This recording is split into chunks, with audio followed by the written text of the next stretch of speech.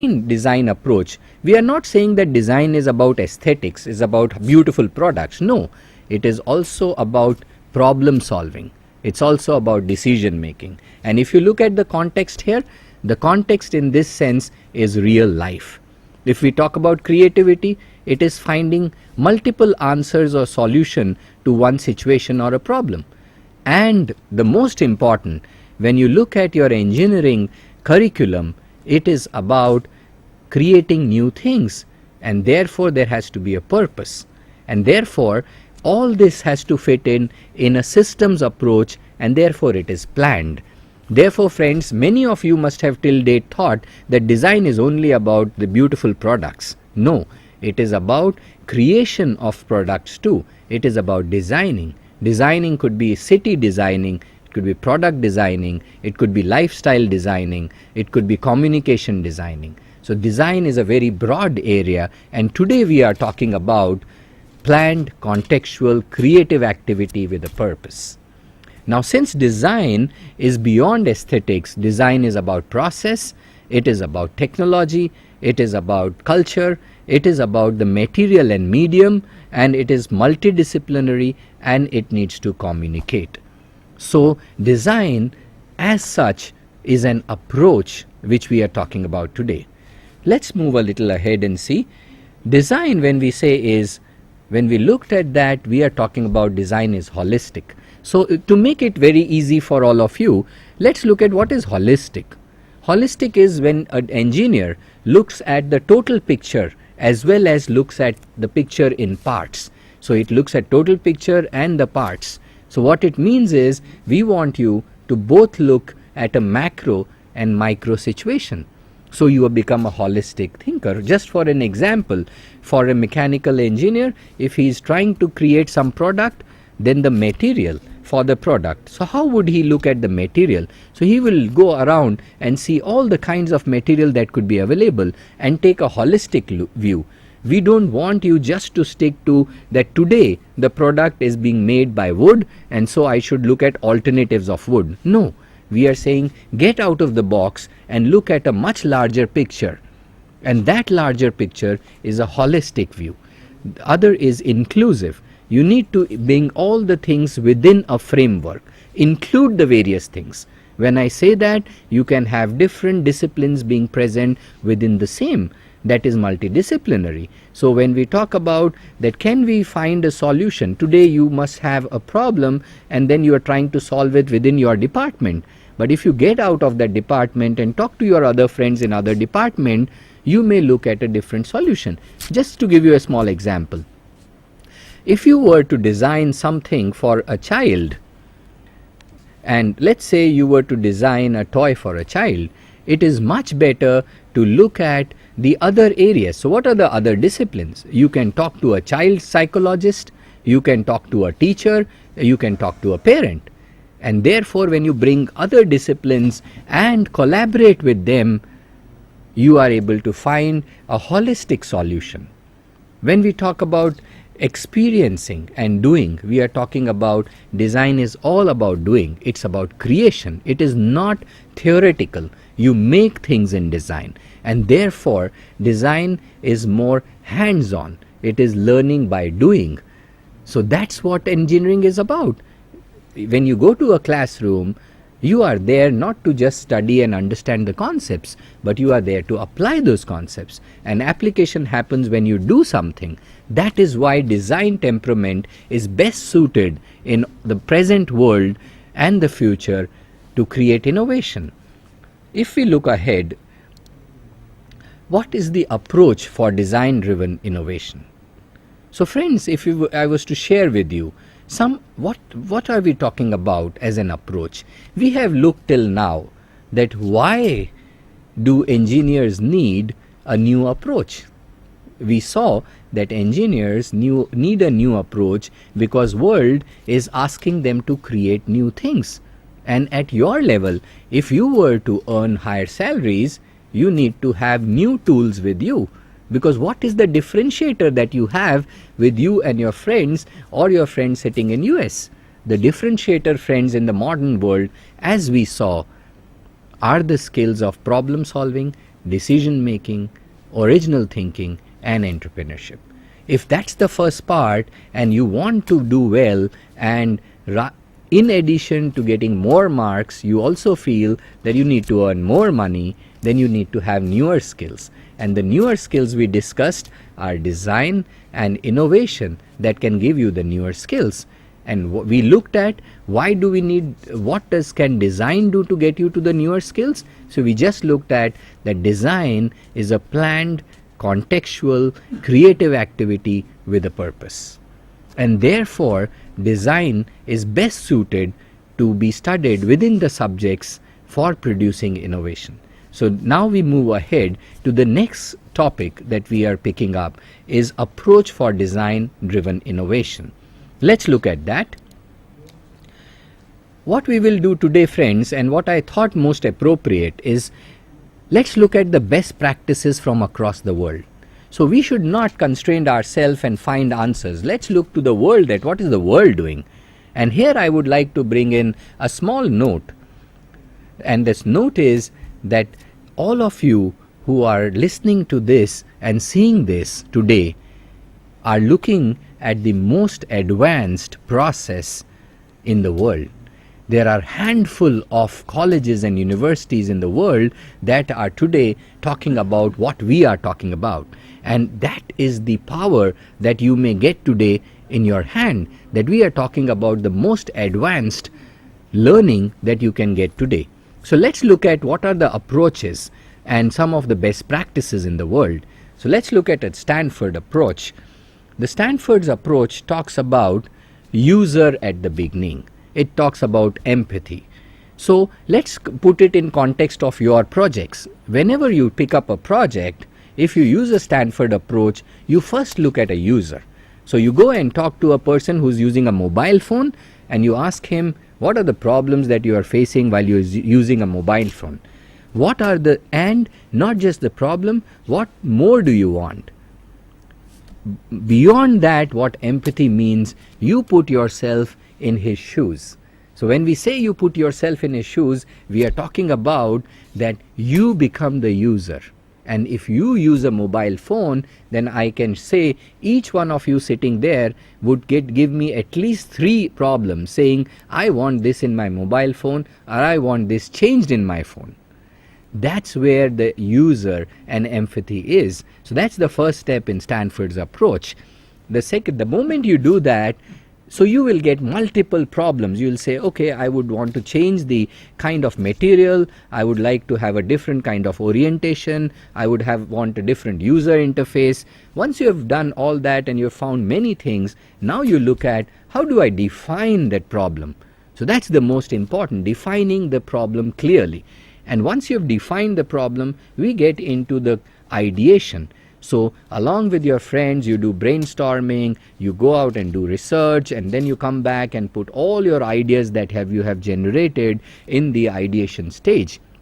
And from the ideation, you move to prototyping. Now here, friends, I'll take a few minutes to explain the difference in what we understand about prototyping and what I am talking about. Generally, when we talk about prototyping, we think that it is a beta.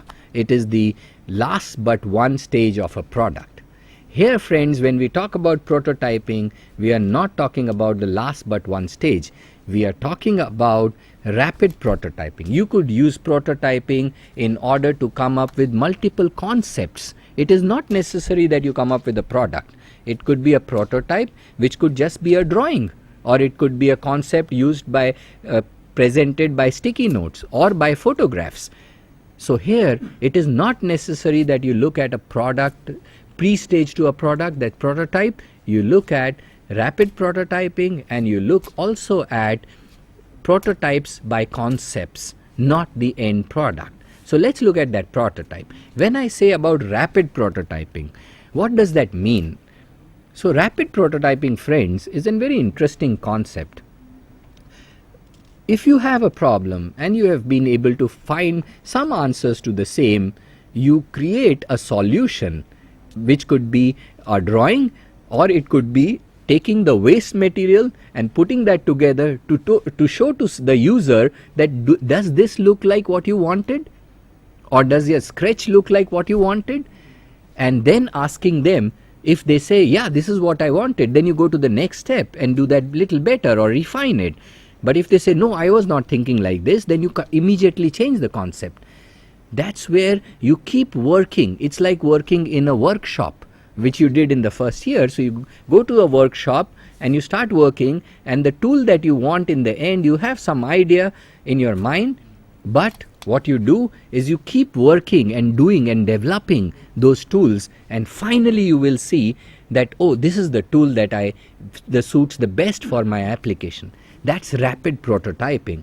And along with rapid prototyping, I introduce you to a concept called concept prototyping, where you don't need to create a product, you need to create a prototype, which is a concept, a drawing.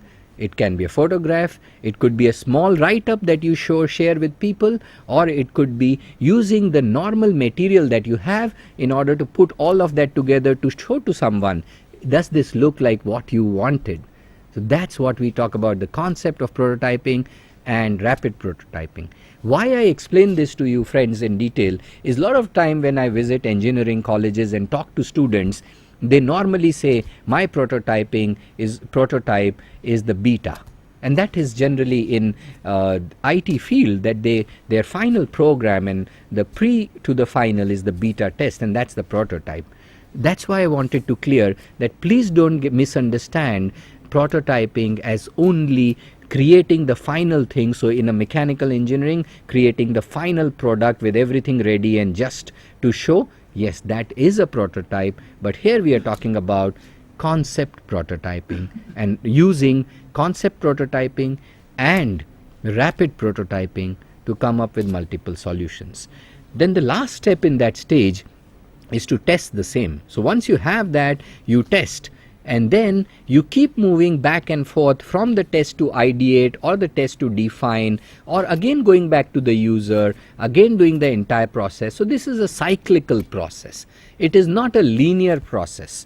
You have to do it multiple times in order to arrive at a final thing, which you are going to test, and test with a certain group of people, which you call as your focus group.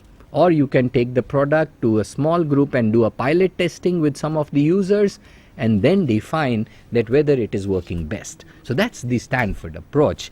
Let's move ahead and look at some of the aspects that have been focused. When we talk about the Stanford approach, it focuses on empathy. So it focuses on, it's human-centered. We talk about bias towards action. So it is action that we are looking at. It is, as we talked about, that we are talking about doing things. It's learning by doing. We talk about radical collaboration, where people come together and collaborate. We look at a culture of prototyping. As we said, you keep on, as you can see, there is a square, there is a rectangle, then there is a triangle, and we are talking about here, could be in different shapes, could be in different ways. So we do rapid prototyping, and it is about showing. It is not about communicating verbally. It's about showing the rapid prototype. And friends, most importantly, it is about a process. So here I would take a few minutes and show you a small video in which you can experience the D School, and that is courtesy D School from their website, is what's the kind of work and what is the culture. So I want you to feel how an engineer or a creator would feel, and what kind of a place you can develop within your college, what kind of a culture you can develop if we are talking about the approach of design. Let's look at this video.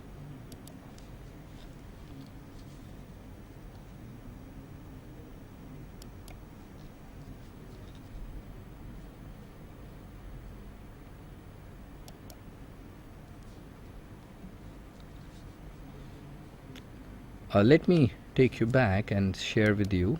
Just a second, it will come about.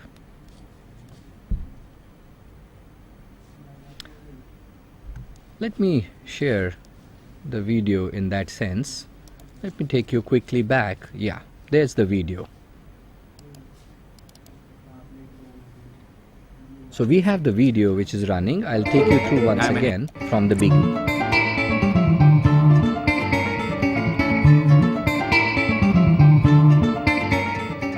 I'd always heard about the design school prior to coming to the business school, and then I would see my first year business school friends come back from across the street, as we like to refer to it, this glow and kind of excitement in their eyes. I'm an engineering student, so I felt that my thinking was kind of very focused towards being very rational and analytical in everything I do. So I kind of wanted a different perspective on things. The boot camp class at the D School is the kind of introduction to our way of thinking. It teaches students how to have creative confidence around our methodology, which we call design thinking. It teaches them to be empathetic. It teaches them how to have impact on the world. I think I'm a creative person, but since I was like 5 or 6 years old, I've learned to be more structured, which got me into my like super structured job and a super structured career path. So I feel like I'm learning how to combine structure with creativity, because sometimes the freedom to explore your ideas can take you somewhere that structure simply can't, and in fact can be more powerful and additive to like what you're trying to achieve. I really want something that I can take into the real world, and to be able to work with real partners just kind of made that more evident, like more urgent. Then you get to your first project, and that's when just the depth of your insights, that's what really changes. At least within this process, you need to like max out your creativity, but you also need to stay focused on the problem at hand.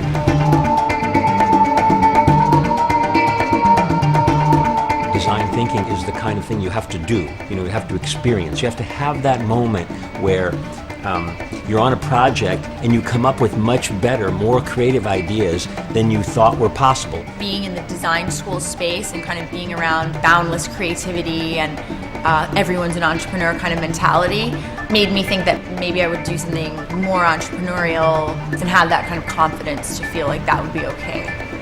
Maybe this is like a PhD student thing. Like we think a lot and then like have a lot of different ideas, but never really like try them out. I think the biggest thing that I learned was that we really need to bias towards action. I very, very much value being able to work alone, but this class showed me how much stronger a project can be if you have multiple viewpoints coming in and actually on the entire process. Going forward, I probably will be more willing to collaborate in much deeper ways. I've let go of some of my fears. The will to admit failure, to build up the courage to admit failure, I think that's really something that a lot of people need to learn. Being okay with failing so that you can